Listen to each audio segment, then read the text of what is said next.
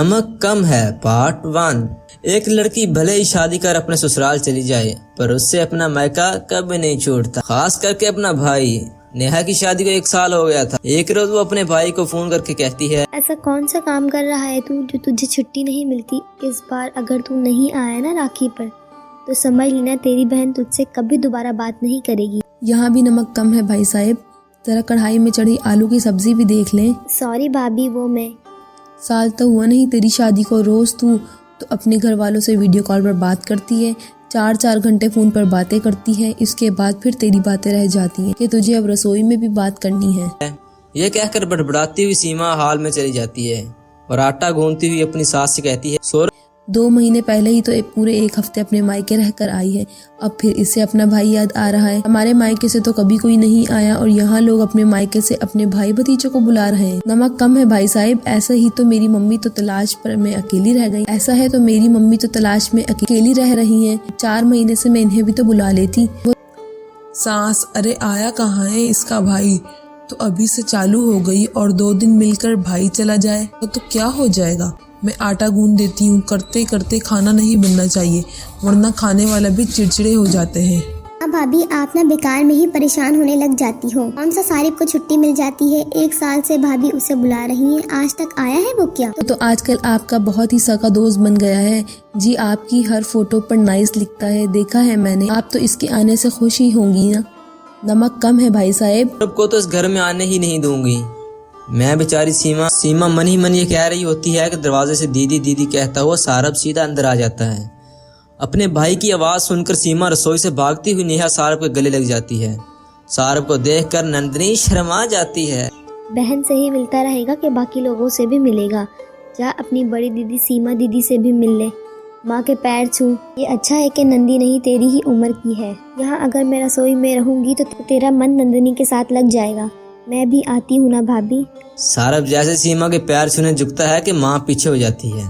ठीक है सर, अब मैं रोटियां सीखने जाती हूँ, तुम बाकी लोगों से मिल लो। बेचारी सीमा जो पहले ही अपनी देवरानी को इस घर से बाहर निकालना चाहती थी, अब तो इसके परिवार वाले भी इस घर में आ रहे हैं और इन्हें आता देख इसे अपने हाथ से सरदारी जाती हुई दिख रही थी। रात को सभी बैठकर घर पर गप्पे मार रहे थे। सौरभ के आने से मानो पूरे घर का माहौल ही बदल गया हो। रात के खाने की तैयारी भी करनी है। नमक कम है भाई साहब। आप लोग गप्पे मारिए, मैं चलती हूँ रसोई में। अरे हट पगली, आज तो तेरा भाई आया है, कुछ देर उसके साथ बैठ, वरना वो क्या सोचेगा कि हम सब इसकी दीदी से ही सारा काम करवाते हैं। सीमा के बदले मिजाज से एक सब चूक जाते हैं पर मन ही मन खुश भी होते हैं। पर सीमा तो चाल चल रही थी। वो जाकर रसोई में खाना तैयार करती है और सौरभ के लिए अलग से सब्जी निकालती है और इस सब्जी से जानबूझ के 1 चम्मच मिर्च और नमक डाल देती है। फिर अदाश बहू बनकर सीमा सभी को खाना पेश करती है। जैसे ही सौरभ पहला नवाला मुंह में लेता है तो वो चिल्लाने लगता है, ओह इतनी मिर्ची, पानी पानी। तुम ठीक तो हो ना सूरत? ये लो पानी पियो। मेरे साले साहब, तुम तो चटपटा खाने वालों में से हो, तो क्या हुआ हु कर रहे हो? जरा मैं भी तो चखूं। चटपटा? शायद आप किसी और की साली के बारे में बात कर रहे हैं। रूमी जी मुश्किल से एक तो साला है और इसकी भी पसंद नापसंद का आपको ख्याल ही नहीं है। मैंने भाभी खास बताया था कि सारे जरा भी तीखा नहीं खा पाता, ऊपर से बेचारे के मुंह में छाले हो रखे। इसके बाद भी आपको याद नहीं रहा? भाभी मम्मी क्या सोचेंगी कि मैं कैसी बहन हूँ, एक दिन भी अपने भाई का ख्याल नहीं रख पाई। रूमी खाने को चखता है तो उसे सब कुछ बराबर लगता है क्योंकि तीखा खाना तो बस शराब के लिए बना था। मौके का फायदा उठाते हुए सीमा फूट फूट कर रोने लगती है। नमक कम है भाई साहब, लगता है मुझसे गलती हो गई, खाना बनाने में मिर्च ज्यादा पड़ गई है, सारे मुझे माफ कर दें। आप माफी मत मांगिए भाभी, खाना तो बिल्कुल परफेक्ट है। साले साहब, आप इतना क्यों कर रहे हैं? कहीं कोई और बात तो नहीं? जीजा जी, सब्जी इतनी तीखी है मैं क्या बताऊं, और नमक। सारिब, मैंने भी टेस्ट की, सब्जी ठीक है। लगता है शायद तुम्हारे मुंह का स्वाद बिगड़ा हुआ होगा। पानी पियो, मैं तुम्हारे लिए कुछ और बना लाती हूँ। नंदिनी के साथ सौरभ और नेहा रसोई में चली जाती है। आज तक मेरे हाथ से खाना बनाते वक्त ऐसे भूल कभी नहीं हुई। कितनी बड़ी भूल हो गई। मुझे लगता है मेरे हाथ का स्वाद ही चला गया। बिन बात की कितनी खड़ी कट्टी सुना गई। नेहा, आज तक जब मैं फारिग घर में खाना बनाती थी तो किसी ने 2 अच्छे बोल नहीं कहे और आज एक गलती पर ना। नमक कम है भाई साहब। क्या भाभी, आप भी ना, आज तक हम आपके ही याद का खाना बना खाते आ रहे हैं। आप कुछ नहीं बोले भाभी। और साले साहब, वो नेहा की बातों को आप इग्नोर कीजिए, मैं नेहा से बाद में बात करता हूँ। ये थी शुरुआत साली और जीजा के बीच लड़ाई की। और अब सौरभ के बाद इस झांसे में फंसने का नंबर था नेहा का। रात को 1 बजे अपने कमरे से निकलकर सीमा रसोई में जाती है, जहाँ पहले से ही नंदिनी इसका इंतजार कर रही थी। भाभी, इसे कहते हैं चालपुर। जब कोई काम करती हो ना आप, तो मुझे भी बता दिया करो। अब समझ आ गया है नेहा भाभी का इस घर से और हमारी जिंदगी से निकलने का। कॉलेज में मेरी फर्स्ट प्लेस लेने वाली नेहा ने क्या सोचा कि मेरी भाभी बनने के बाद वो मेरे घर में भी फर्स्ट प्लेस ले ली गई। नो वे।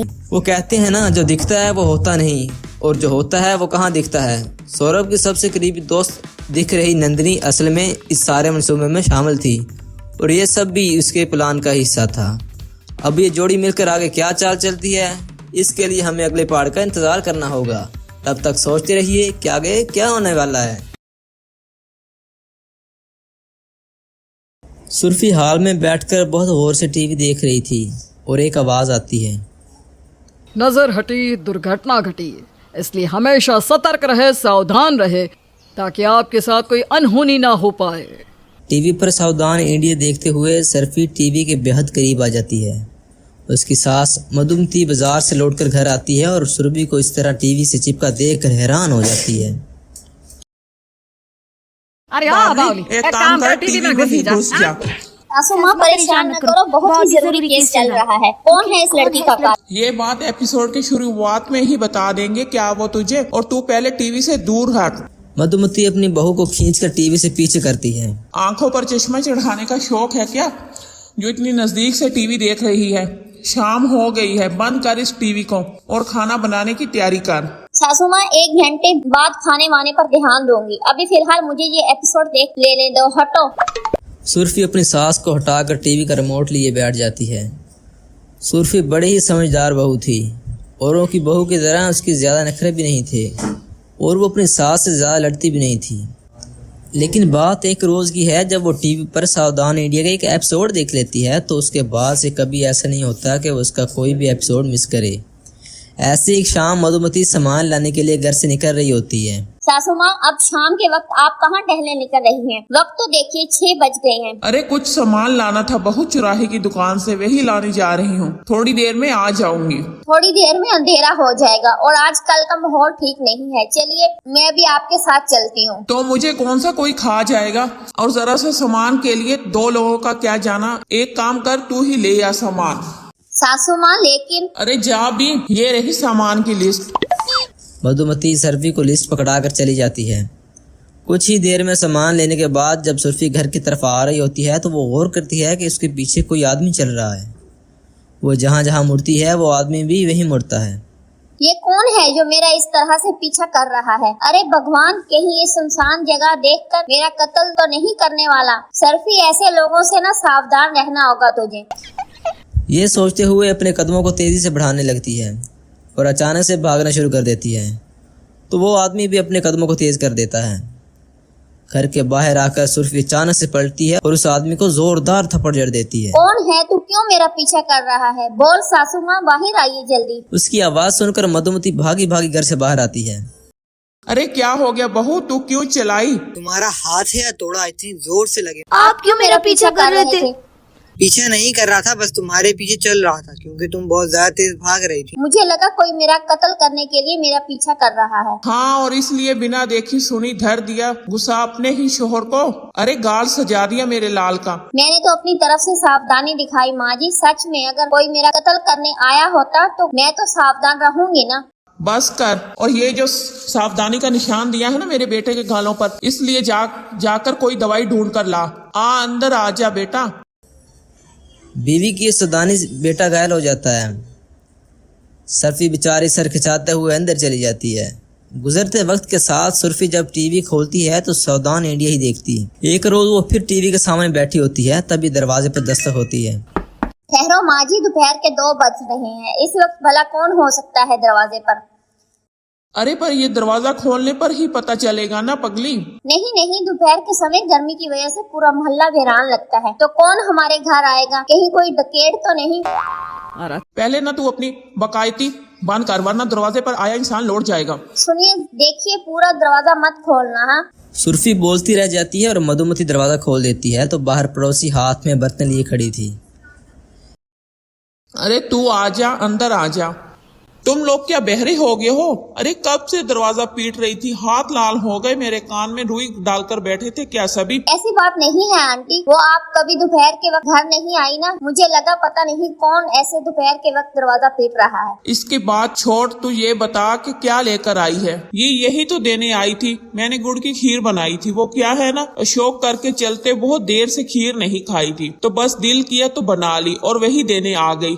बदमती, चेक करके बता मुझे। इतना कहकर वो सोफे पर बैठ जाती है जहाँ टीवी का रिमोट भी रखा था और अचानक ही टीवी की आवाज बढ़ जाती है जिस पर सावधानी इंडिया चल रहा था। उस मासूम बुजुर्ग को पता नहीं था कि जो खीर वो खाने जा रही है उसमें जानलेवा जहर की पूरी शीशी उड़ेली थी कातिल ने। ये सुनते ही सुर्फी अपनी सास के हाथ से खीर का बर्तन झटक देती है और सारी खीर फर्श पर फैल जाती है। ये क्या किया तूने?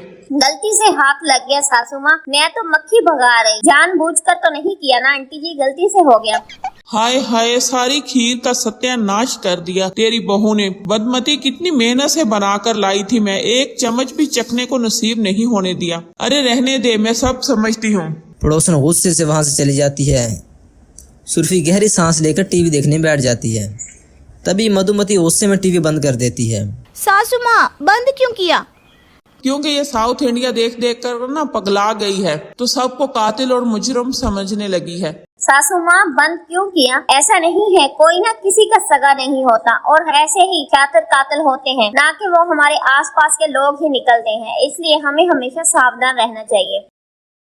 तभी तो तूने इसकी खीर फर्श पर बिखेर दी, बेचारी पता नहीं कितनी मुश्किल से बनाकर लाई थी। कुछ गलत नहीं किया माँ जी। अरे आजकल तो कोई फ्री में किसी को बुखार भी नहीं देता, तो ये पड़ोसन गुड़ की खीर क्यों दे गई थी? ऐसे ना किसी का दिया हुआ कुछ भी खाना नहीं चाहिए। अपनी बहू की ये बातें सुनकर मधुमती अपना सर पकड़ लेती है और फिर एक रोज बिजली वाला बिजली का बिल देने उनके घर आता है।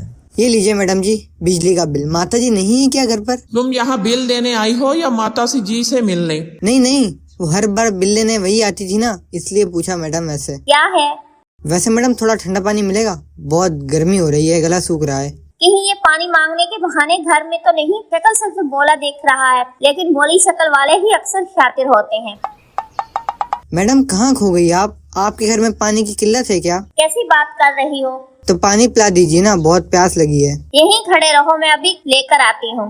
अभी कुछ ही देर में सुर्फी जब पानी लेकर आती है तो वो देखती है कि बिजली वाला उसके घर के अंदर आगे बढ़ रहा था।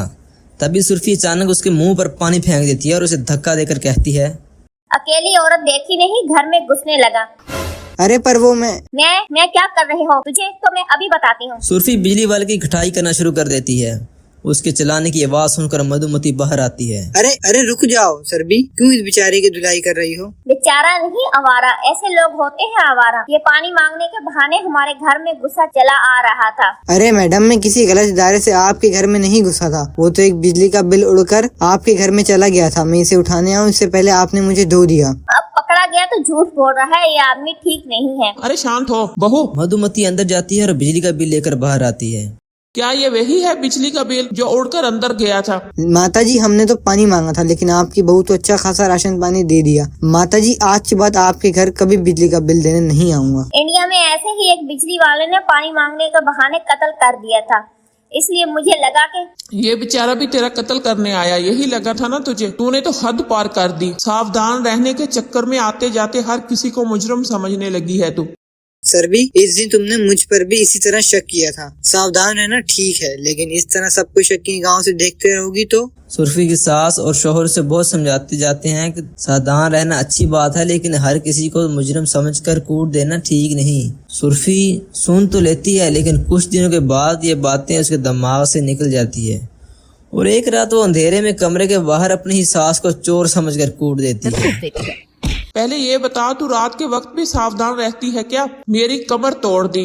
अरे तेरी सावधानी हमारी परेशानी बन गई है। लगता है मुझे भी सावधान होना पड़ेगा। सासू माँ आप कहाँ से आ गई? सासू माँ माफ करना, वो ज्यादातर घटनाएं रात में ही घटती है ना, इसलिए रात को ज्यादा सावधान रहना चाहिए। तो मैंने अंधेरे में आपको चोर समझ लिया इसलिए। अरे तेरी सावधानी तो हमारी परेशानी बन गई है बहू, तू ऐसे नहीं मानेगी।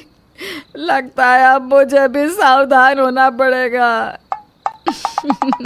अपनी सावधान बहू की हद से ज्यादा सावधानी देखकर मधुमती टीवी का केबल कनेक्शन ही हटवा देती है, जिससे ना सिर्फ सावधान इंडिया देख पाती है, ना ही हर किसी को मुजरिम या कातिल समझकर उस पर शक करती है।